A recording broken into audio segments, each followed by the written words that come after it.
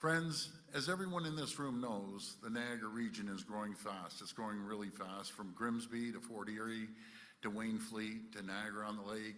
We're seeing more and more families establishing roots because it's such a beautiful area, and new businesses setting up shop here.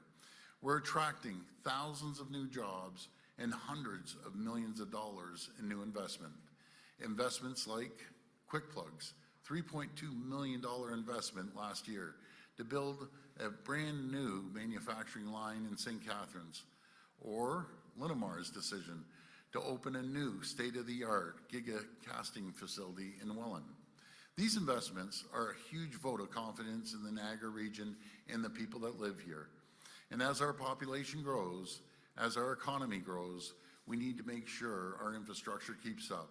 And folks, we're spending approximately $184 billion on infrastructure over the next 10 years, and that's going to build the bridges and the roads and the highways and the hospitals and the schools.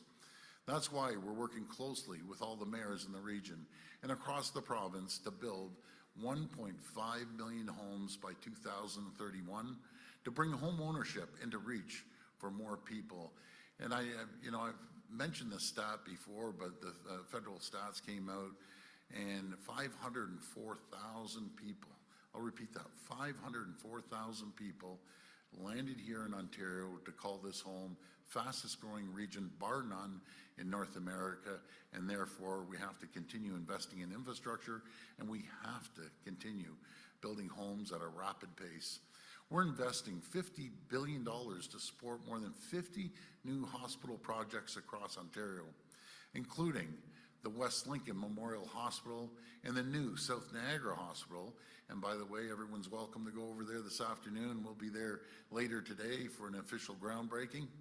We're investing in roads and highways like the twinning of the Garden City Skyway. And we're supporting the largest transit expansion in North America, including expanded GO train service on the Lakeshore West Line from Hamilton to Niagara Falls. But we can't build this infrastructure, we can't attract investments and new businesses if we don't have the workers. One of the biggest concerns I hear from business owners across the province in all sectors is not being able to fill jobs. The numbers speak for themselves. 700,000 more people are working today than when we took office in 2018. And the other amazing stat, again, the feds came out with the employment numbers. So last in June, that just passed, 60,000 new jobs were created right across this country.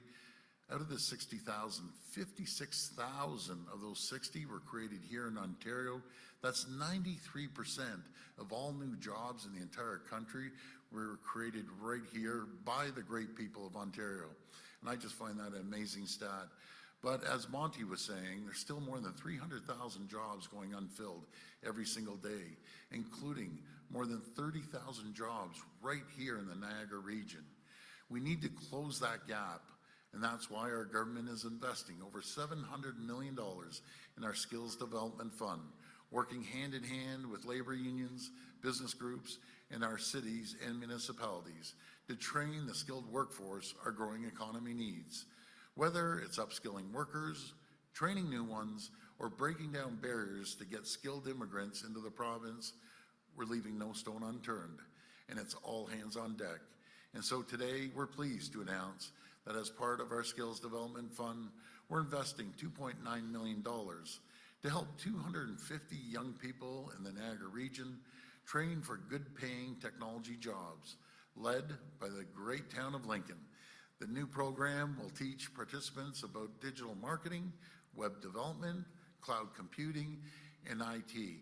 And Mayor, talking about tech jobs, many years ago, people would graduate here and then go off to Silicon Valley. So Silicon Valley folks, they employ about, and the San Francisco Bay Area, employ about 388,000 people. Here in Ontario, we employ 411,000 people in the tech sector, and it's growing rapidly every single day. So again, we're leading when it comes under employment in the tech sector faster than anyone in North America. And we'll also connect them to local businesses and high-tech manufacturing, hospitality, tourism, and other critical sectors to gain hands-on experience on real-world projects. This investment will connect more young people to the jobs of the future and businesses in the Niagara region, to the skilled workforce they need to grow and expand. Friends, as we continue to navigate global uncertainty, our government is hard at work, building an economy that can weather any storm, an economy that never loses sight of what's most important, and that's helping people succeed, helping workers succeed. That starts with creating the economic conditions and the environment that attract investments and growth and good jobs. And I had a good chat. I had a meeting yesterday with Vic Fideli, our Minister of Economic Development and Job Creation. He travels around the world and talks to so many massive companies. And you know, he sat down and he pulled out, it was a white binder like this, and 5 pages, one after the other, that want to invest billions of dollars and thousands of jobs right here in Ontario. We're the hotbed of the world right now. And that all goes back to the quality people that we have working here, the leadership in local governments. And I'm very grateful for that, Mayor. And we have the right plan to build Ontario, and we're making electricity more affordable. We're keeping taxes and fees low. We're cutting red tape to a tune of $700 million. We're investing in homes, hospitals, and other infrastructure to support our growth.